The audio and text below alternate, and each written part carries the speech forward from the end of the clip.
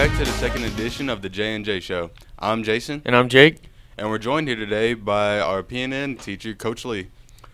Jake, he had a record of 4-1 last week, and I had a record of 3-2.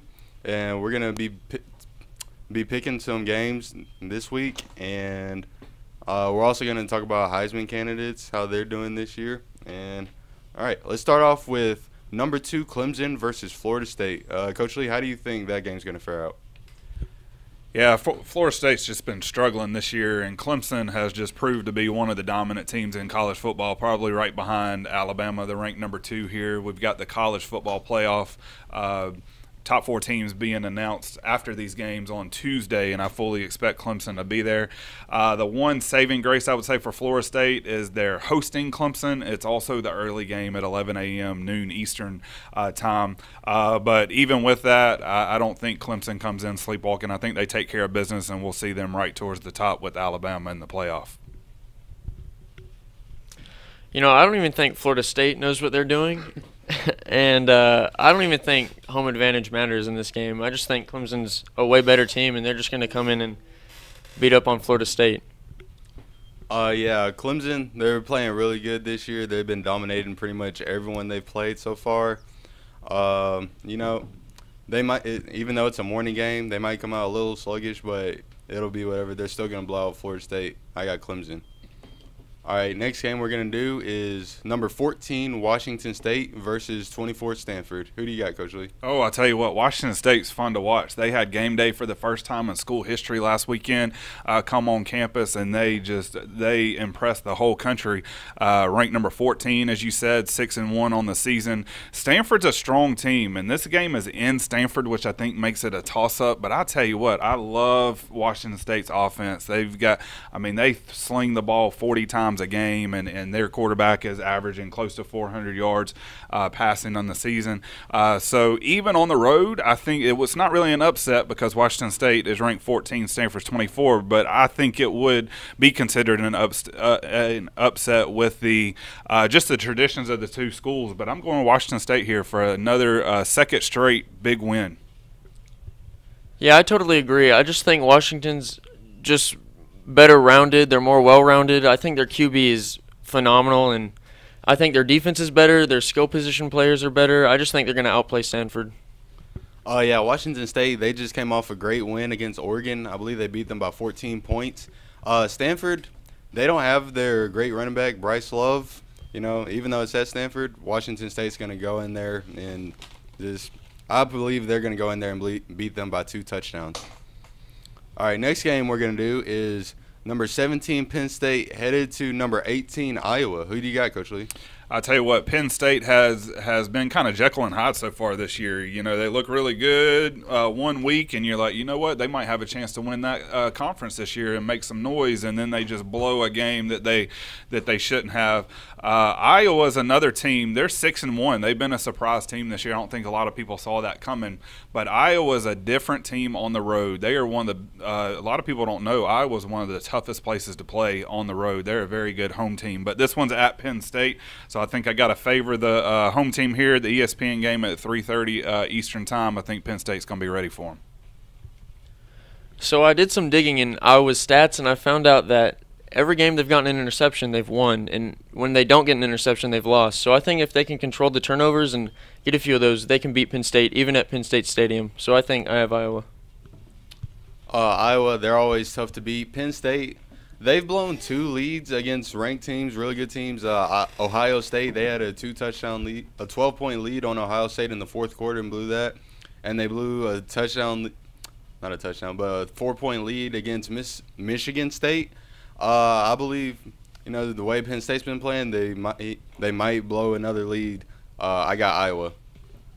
All right, next game we're going to do is number 16, Texas A&M, and unranked Mississippi State. Who you got, Coach Lee? You know, 3 weeks ago, I would have been all over the pick for Mississippi State. It is in Mississippi State. It's the night game on ESPN. Texas A&M's coming in 16th ranked. Texas A&M has looked good. But Mississippi State has just, the wheels have fallen off the bus at Mississippi State. They've got a quarterback controversy now. Who knows who we're going to see in the game. You've got a fifth-year senior who was supposed to be all-conference quarterback. He has struggled throwing the ball. 3 interceptions just last week in the loss that they had. So I think a lot of question marks on offense, unable to move the ball offensively for Mississippi State, I think is going to be their detriment. So I've got Texas A&M picking up the win here, but I will say Texas A&M two road games here, at Mississippi State this week and then at Auburn next week, but I think they handle business today or Saturday. So I'm a big Texas A&M fan. I'm just going to say that. And I think any game that they play, I'm always going to pick them. But I definitely think they'd win this game either way because I think one of the best parts of Texas A&M is their quarterback, Kellen Mond. He's one of the best dual-threat quarterbacks. He got 100 rushing yards on Alabama, and even though they lost that game, that says something. And he's a great thrower. He threw for 400, I think, on Clemson. And I just think they're going to win. I think they're going to beat them definitely. Piggyback off you, Jake. Texas A&M, Kellen Mond. He's been playing great this year. He's run a lot over these teams. Like you said, he ran all over Alabama. He can sling it, like you said, like he slung it 400 yards against Clemson. Nick Fitzgerald, he hasn't thrown for over 100 yards in 3 games. And if he doesn't get his passing right, I don't think that Mississippi State can pull this off. Texas A&M. And last but not least, we got the big game of the week, number 9 Florida versus 7 Georgia. Who do you got? I tell you what, I'm just glad that this game means something again. This has been just a terrible game the last couple of years with Georgia kind of struggling before Kirby Smart came in, and then Florida struggling the last couple of years. So I'm just glad to see 2 top 10 teams again in this game. This is going to be a big one. I know everybody's talking about that Alabama LSU game next week, and we'll talk about that next week, but I'm not seeing that one being a real good game. This, to me, is the game in the SEC for the year. And the reason I say that is because the winner of this Florida-Georgia game is more than likely going to represent the East in the SEC championship, and depending on how the wins and losses go the rest of the year, they could be an outside shot at a playoff team coming out of this game. But what makes this interesting is Dan Mullen has turned Florida around. I'm talking right away. I mean, year one, they are playing so much better. Georgia, I think we would have said 3 weeks ago, would have just steamrolled Florida here, but Georgia took that loss in a very embarrassing fashion, and so now a lot of people are questioning the quarterback in that situation. They've got a quarterback who's got a very good arm, but they got a big dynamite dual threat freshman right there over his shoulder. So I think offensively is definitely where it's going to be for Georgia. If they come out balanced and throwing the ball with that good run game, I would pick Georgia, but I think Florida's defense is really, really good and a lot better than what people think. So I'm taking Florida here. I'm probably going to be the only one. There's not a lot of people out there, but I got Florida right here in this big game, and I think that if they win this one against Georgia, we're going to see the Gators at the SEC championship in Atlanta. So I found out that the past 12 Florida-Georgia meetings have been won by whoever has the most rushing yards.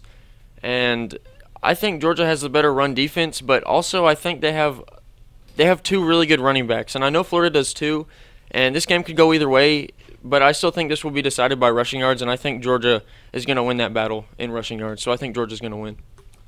I think Georgia needs to be able to pass the ball better than what they did against LSU. Jake Fromm didn't throw that well. They only ended up scoring 16 points at Baton Rouge. But if Jake Fromm doesn't throw the ball well, Georgia will lose this football game the way Florida beat LSU. So I'm going to pick Florida over Georgia in Jacksonville. All right, so we're also talking about a couple of Heisman picks who are in the race right now. Tua Tagovailoa, obviously, Kyler Murray, Dwayne Haskins, even though they just had a loss at Purdue. Who do y'all think is just up there, like just is a front runner, or is it a close race? What do y'all think?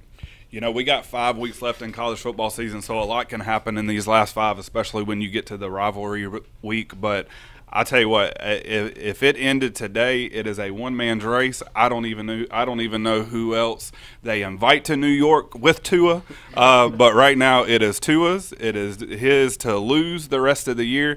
And what's crazy is he's got 25 touchdown passes on the year, and is by far the front runner for the Heisman. And the man has yet to play a fourth quarter in a game. So you're talking about 25 touchdown passes without playing the fourth quarter at all. We'll see. You know, his competition's going to stiffen up a little bit. He does have the LSU game. I'm not sure what kind of competition Auburn will give him, but hey, it is a rival game.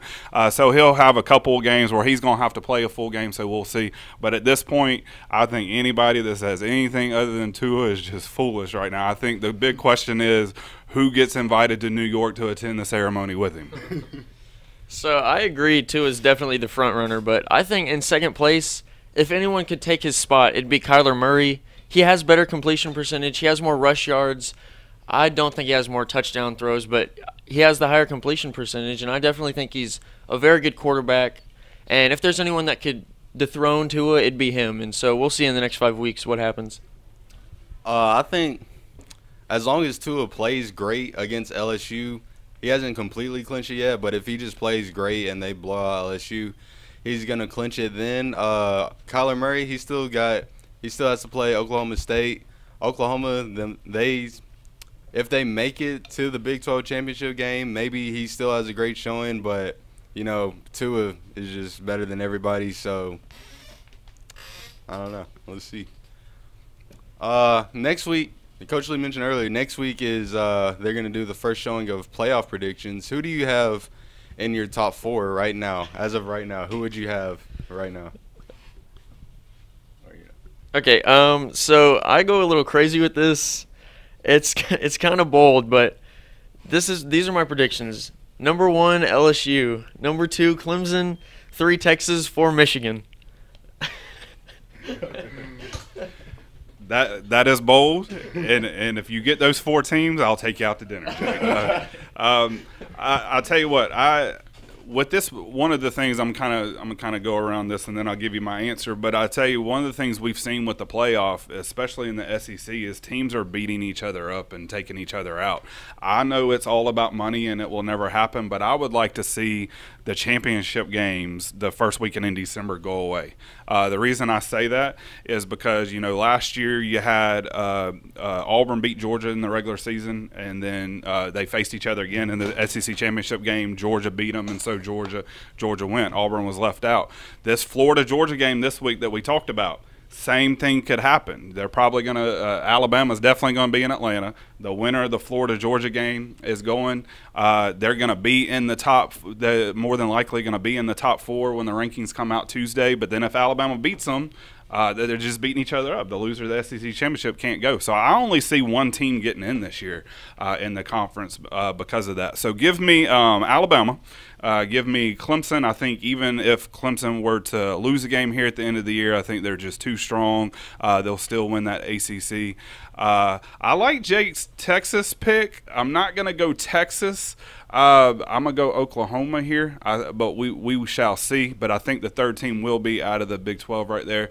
And then 4th team, it's up for grabs. And you know what? I tell you what, we talked about earlier, that Washington State game. I see them being a spoiler.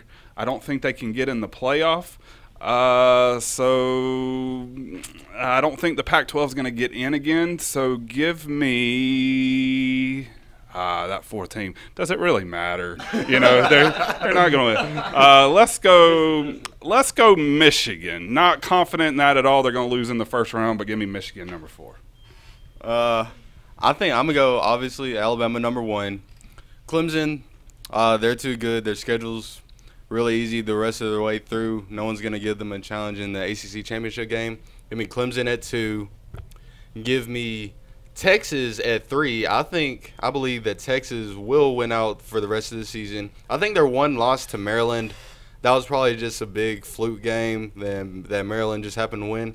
Give me Texas at 3, and give me Michigan getting over the hump against Ohio State this year and winning the Big Ten. Michigan at 4. Thank you for listening to the 2nd edition of the J&J Show. We hope to see y'all next week.